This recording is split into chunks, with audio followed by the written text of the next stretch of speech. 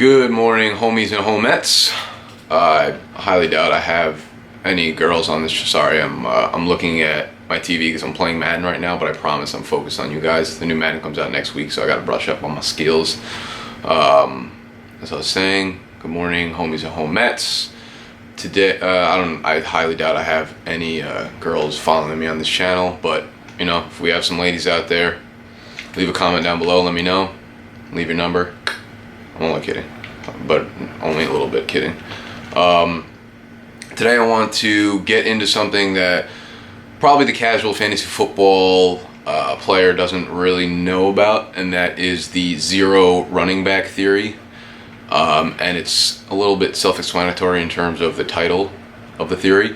And it's basically saying that the early round wide receivers are much safer than the running backs, and therefore you should avoid running backs early in the draft.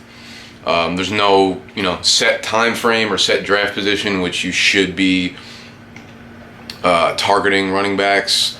It's, as always, you don't want to go into a draft saying that you're going to do one thing because stupid things happen during the draft. People pick bad players, so it leaves a lot of players on the board for you. Either way, what I'm saying is zero RB theory is you'll attack the first 3 or 4 rounds without even touching a running back. So you'll go wide receiver, wide receiver, wide receiver, tight end, or wide receiver, tight end, wide receiver, wide receiver. I mean, it's up to you, and it's up to how your draft particularly goes in terms of where you want to take your first running back. I mean, I've done enough mock drafts this offseason and been in enough drafts where, I've personally gone my first 4 or 5 picks wide receiver and landing decent running backs, 5th, 6th, 7th, 8th rounds, because there's tons of guys with good value this year. But I just wanted to get, I'll stop playing. Just wanted to get a brief overview of what exactly the zero running back theory is, and I want to do it because it's a strategy that I know a ton of you guys can benefit from, especially if you're just a casual fantasy football player, and it's going to give you an advantage on a weekly basis just based off how you draft. And if you implement this in your draft, you're going to have an advantage over guys that don't know what they're doing and attack the running back position early. So without further ado, we're going to break it down why this theory is the shit, why you should do it, and how to do it.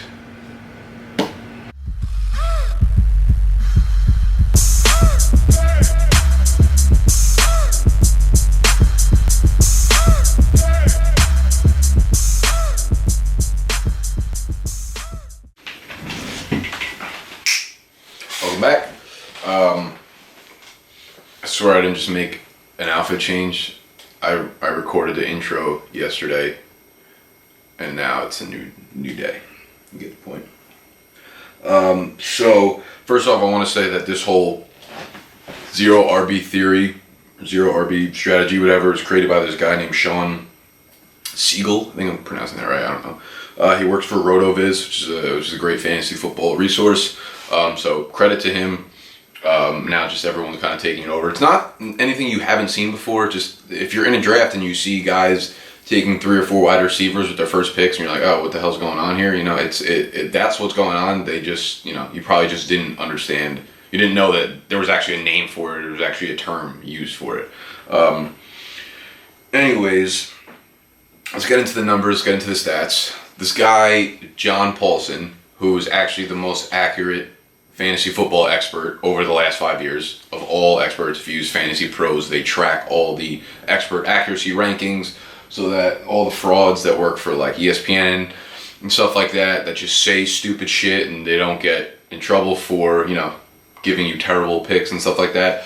This is how they get tracked, and this guy, John Paulson, has been the #1 guy for the last 5 years. He wrote an article on the zero RB theory. He works for 4 for 4, number 4, then the letters 4. Jesus Christ, I'll just put it on the screen. It's ridiculous. 4 for 4, and he did an article looking at the early round running backs versus the early round wide receivers, and why you want to go with wide receivers, and why they're just a better overall play. So what he found was basically, I'll link to the article in the description. I already did the hard, boring shit for you in terms of reading the actual damn thing. The conclusion that he came away with is that over the last 10 years or so, the first 2 running backs off the board have been primarily safe. They've returned value on where they're being picked. Which is, I guess, would make sense. If you have guys like LaDainian Tomlinson going number 1 overall, they're going to return that value. But anything after those first 2 picks, the value has diminished. It becomes a position that's not safe at all. And you compare that to the wide receivers, where the wide receivers were much safer and they returned much more value in terms of being a first or second round draft pick than the running backs had.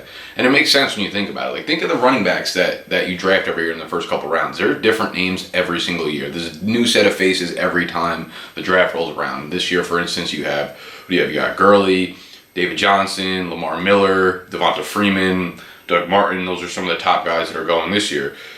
Completely different than last year. You go into last year's draft with a top 4 or 5 pick, and you're like, oh, hell yeah, like, I'm guaranteed an RB1. All I got to do is see who falls to me, whether it's Le'Veon, Adrian Peterson, Eddie Lacy, Jamal Charles, or Marshawn Lynch. Yeah, well, how'd that work out? 4 of those 5 completely busted out, mostly due to injuries. Adrian Peterson was a savage, but, 1 of 5 is not good. Then you look at the other side of the spectrum, you have, the wide receivers, where it's the same names popping up in the first 2 rounds every single year because they're the safest position. You have the Julio Joneses, the Antonio Browns, the Dez Bryants, even like the Jordy Nelson, barring he got hurt last year. But he's, those are the same guys that are going to be AJ Green, Demaryius Thomas, even though he's a little later this year, still in the top 25 picks. Same guys pop up every single year because they're consistent and they stay in the same scheme of their offense. There's never a time where AJ Green is not going to be the number 1 wide receiver in that Cincinnati offense, but there could be a time where you pick a guy like Devonta Freeman as your RB1, and he could easily end up playing the number 2 role to Tevin Coleman by the end of this year. You know what I mean? By the end of this year, there's a 0% chance AJ Green will be wide receiver 2 behind fucking Tyler Boyd. You know what I'm saying? So the return on value is way safer in the wide receiver range, and that's probably why this has become such a popular theory. So I was listening to a podcast the other day. I think it was also 4 for 4, ironically. And they said on average, wide receivers play a game to a game and a half more per year than running backs, just on average overall. So that's you getting your number 1 or number 2 draft pick for an extra game or 2 on the year, which is very valuable in fantasy football. And it also just makes sense, from like a macro view of the NFL. It's completely changed to a passing league. You don't have those fucking 300 carry running backs anymore. There's more running back by committees than there ever were before. I mean, just look at almost nearly any single team in the NFL, and they have a second running back that will either chip into carries or take away receptions from the top guy. Like gone are the years of the 300 carry running back. Very, very rarely will you see it, and I think in the coming years, the 200 target wide receiver will effectively become that 300 carry running back that you've been targeting for the last few years. So you can just see overall that NFL is completely changing the way they play the game, and that's obviously affecting fantasy football. So that's just the basic, idea of the strategy, and I want to put this into play for you. So what I did was enter a mock draft on Yahoo, and I screenshotted the whole thing. So I will show you in the video right now. All right, big dogs. So I'm on Yahoo. Sorry, it's probably fucking annoying. I'm in a mock draft. It's 10 teams. I'm going to pick from the 8 spot because that's where I'm going to be picking from in my real draft. So I just wanted to show you, how you actually go about putting the 0 RB strategy into place in a real-time draft. The settings for this league are actually standard 3 wide receivers, 2 running backs starting, no flex or anything like that, but obviously it's different with each league. I hate how you can't really, do 0.5 PPR or anything in these mock drafts on Yahoo. Regardless, I'll skip all this boring shit all the time. The clock's waiting, and I'll show you my first pick. Boy. Alright, so the draft has begun. We got A. Brown off the board, obviously number 1. Odell, David Johnson. I'm going to assume Julio goes next.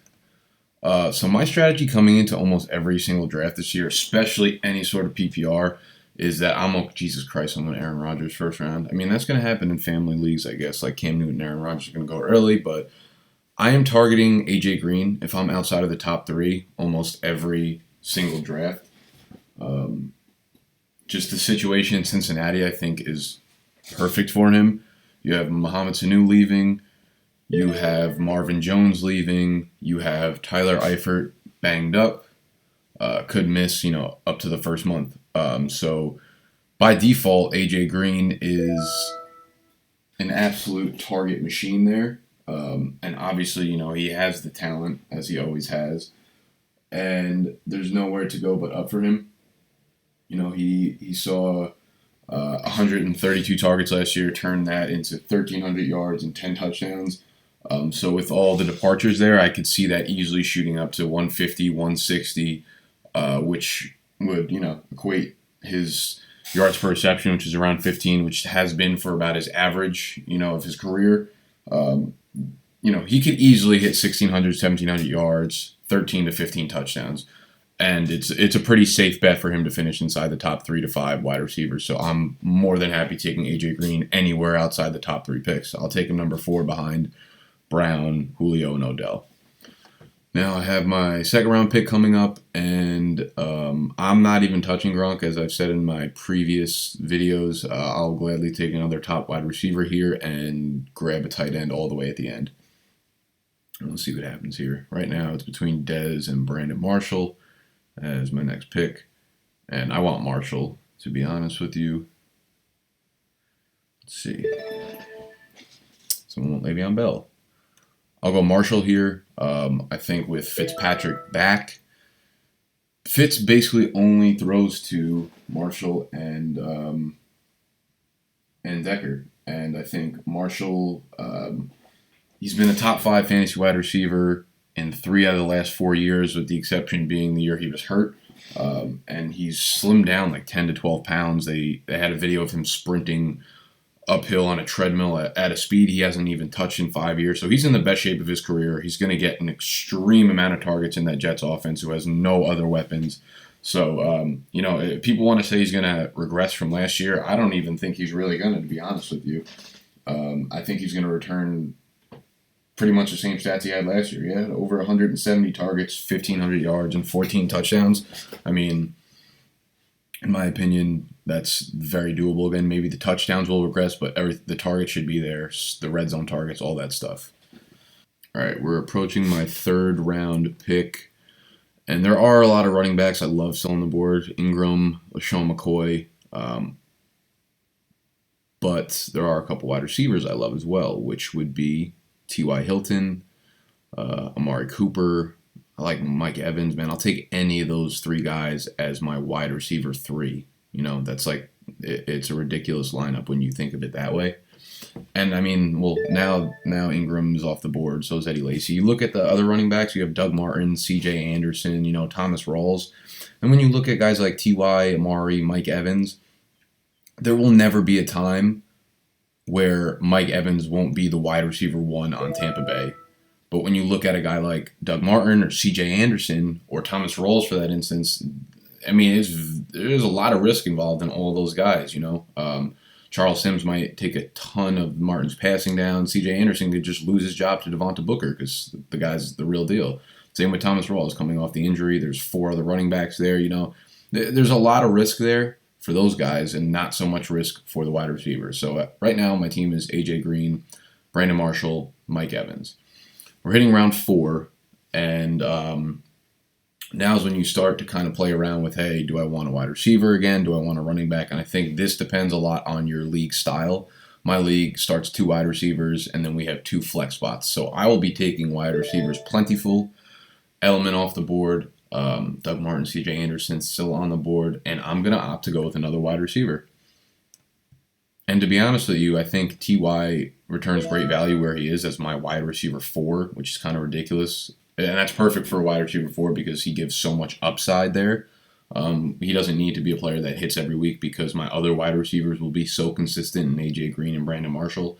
And now you have an unlimited advantage every single week against your opponents in terms of the wide receiver position, which is why this draft strategy works so well, because the amount of points that you're getting over your opponents is just so big,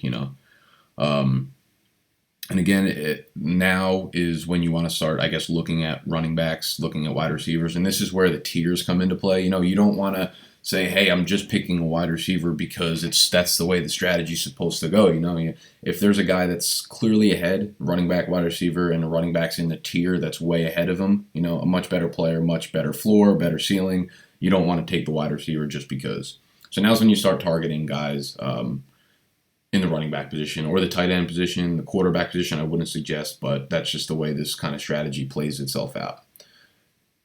All right, so my round 5 pick is approaching, and there are 2 names here that jump off the board to me, and that would be Jeremy Maclin and Latavius Murray. I think a lot of people are down on Maclin just because he doesn't have that crazy upside, but he's as safe as a wide receiver too as you're going to find. He's the centerpiece of that offense in the passing game, and he's going to put up good numbers for you week in and week out consistently. So he's someone I'm targeting. I already have 4 wide receivers, so I'm going to hope that Murray falls to me here. And Latavius is an interesting name too. I think he's the best value out of those. There's that whole middle of the pack running back situation going on this year. The guys that should be the workhorse in their offense, but there's a lot going on around them. So I'm going to grab Murray here. You take 4 wide receivers, and Latavius Murray as an RB1 in the 5th round.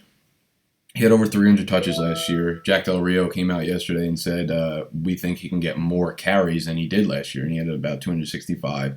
So if there's any truth to that, he's almost guaranteed to return RB1 numbers to you. He was an RB1 last year, basically based off volume because he wasn't greatly efficient in any part of his game. But as a 5th round pick, as your first running back, I'll take that any day of the week. Look at my wide receivers that I have right now: Green, Marshall, Evans, T.Y. Hilton, and then you get Latavius Murray as your RB1. You really cannot complain in this situation. All right, I'm about to be up for my 6th round pick. Here I see Greg Olsen still on the board, and I do really like him, but again, there's just too much value at the end of drafts. Too many good tight ends deep in the drafts that you can get, so I don't think it's worth wasting a pick here.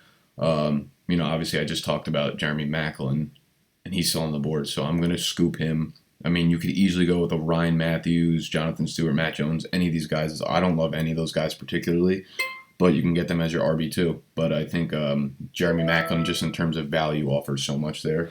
And, it's good to stack up on wide receivers because almost every league you can start at least 3 of them as a minimum. Even if you play just regular 3 wide receiver leagues, or if you play 2 wide receivers a flex, 2 wide receivers, 2 flexes, there's so much room to use them that even barring an injury, which will happen throughout the year, you'll still have, I have 5 very, very solid wide receivers, so the injury bug will never hurt me. Bye weeks will never hurt me. Those things will never really come into effect now that I have so much depth at the position. Now that you're stocked up at wide receiver, you could start looking at the running back position. Now we're hitting rounds 7, 8. This is where all the value in the drafts are this year. Oh, wow, just made my pick. Okay, so we're in the 7th round.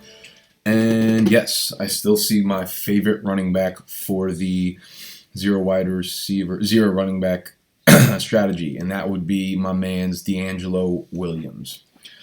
Now here's the thing. When you're doing the 0 running back strategy, you're banking on a couple things. You're banking on, 1, that you're going to be able to find value, and the running backs in the later rounds of the drafts are going to pop. 2, you are hoping that you could pick up a running back off the waiver wire that's good. Now, D'Angelo Williams fits that mold perfectly because obviously he's going to be missing the first 4. Bell's going to be missing the first 4 games, so you basically have a guaranteed running back 1 for those first 4 games in D'Angelo Williams. You know exactly what you're getting out of him. Sorry, let me just make this pick right quick. Ooh, I really like Fleener there, but I love Dion. So you know exactly what you're getting out of D'Angelo Williams. It's 4 weeks of RB1 paired with Latavius and paired with those other wide receivers you have. This almost guarantees you a 3-1 or a 4-0 start, just based on the strength you have at those positions. Sorry, my dog is fucking choking in the background right now. So yeah, you're going to need another running back by week 5, and that's kind of the whole theory behind the 0 RB strategy, that you're looking for these guys throughout the season anyways because they're not your strongest position. So I think he fits the mold perfectly, and I love D'Angelo Williams this year, probably my favorite. Wow. Roto World just updated that the Eagles snagged Dorial Green-Beckham from the Titans in exchange for the guard Dennis Kelly. I don't think Dorial Green-Beckham's doing shit, but it's just interesting because of the name. Anyway, so yeah, you got D'Angelo Williams as your RB2. Guaranteed a great start for the year, basically, for your fantasy team. And then I took Dion Lewis after that. I love Dion Lewis. I think I might be a little bit too high on him this year. Maybe he's a better real-time player than a fantasy player. Obviously, he's a centerpiece in that passing game when he's healthy behind Gronk. He's explosive in the open field, like to a ridiculous extent, almost like Barry Sanders-esque. His moves he's like impossible to tackle, and he's such a good pass-catching back.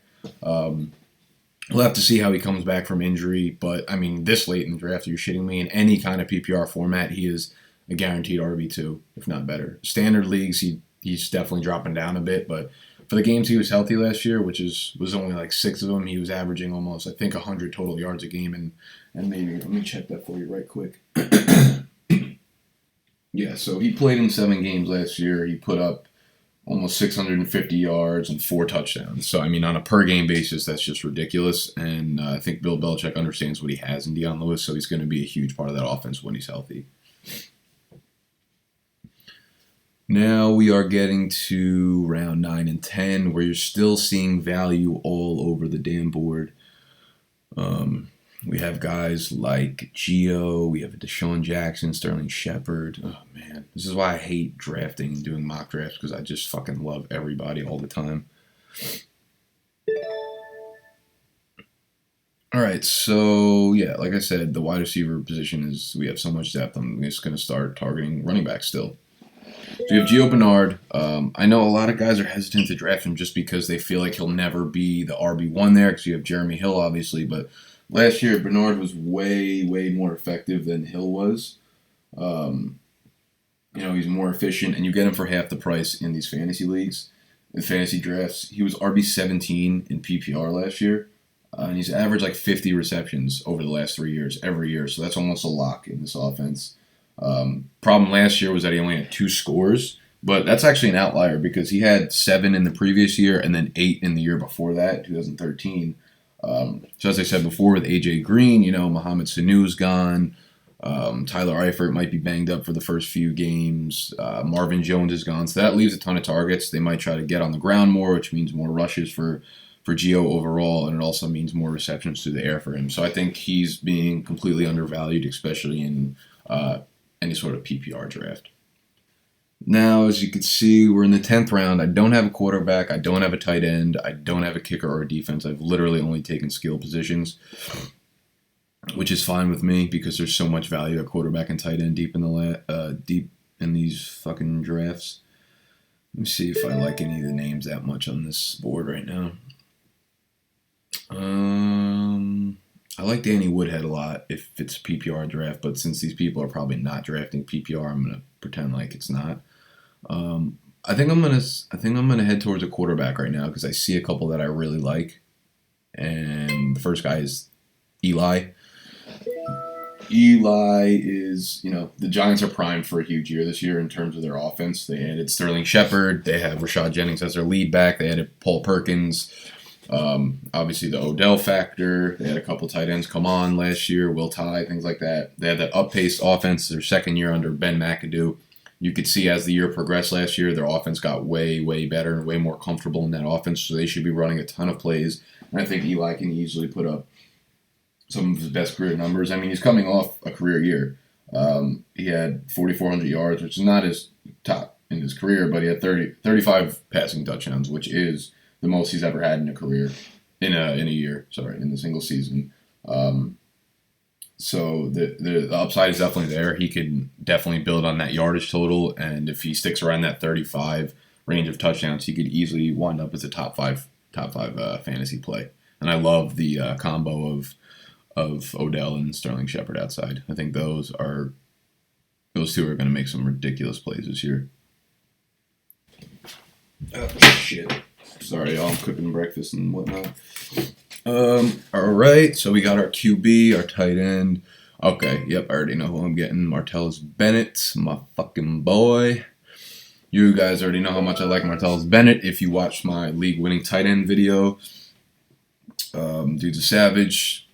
Belichick came out again today saying there's nothing that the dude can't do. Gronk got a little banged up, but it's just a reminder of that he is fragile. Yeah, it doesn't matter. I'll link the video of the tight ends in the description. Okay, round 12. I mean, personally, I'm looking at Corey Coleman here just because I love his talent and I think he could absolutely explode this year. He's going to be the #1 wide receiver for a minimum 4 weeks in Cleveland, and he's going to get a shitload of targets by default. And my opinion on Josh Gordon is that I don't think he's going to come back in shape, and I don't think he's going to make that much of an impact this year. But just looking at this board still, this encompasses the zero running back theory so perfectly.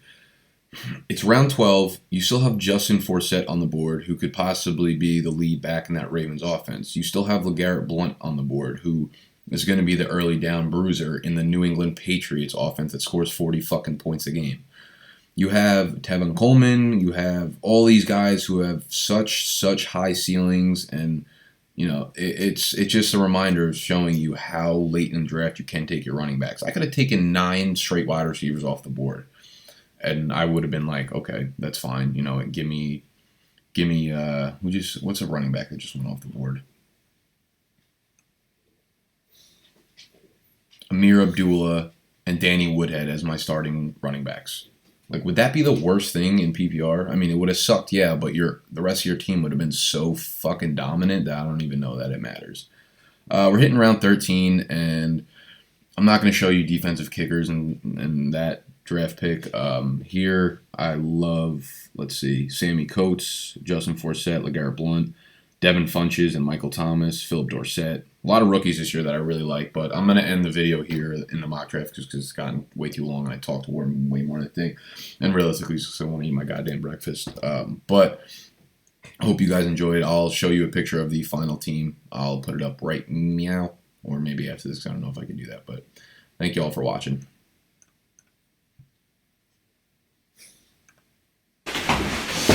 Alright, just a quick final clip to wrap it up. Hope you enjoyed the mock draft. As you can see, I was able to employ that zero RB strategy gorgeously. Knocked out AJ Green, Brandon Marshall, Mike Evans, T.Y. Hilton as my top 4 picks. Still wound up with Latavius Murray, D'Angelo Williams, Dion Lewis.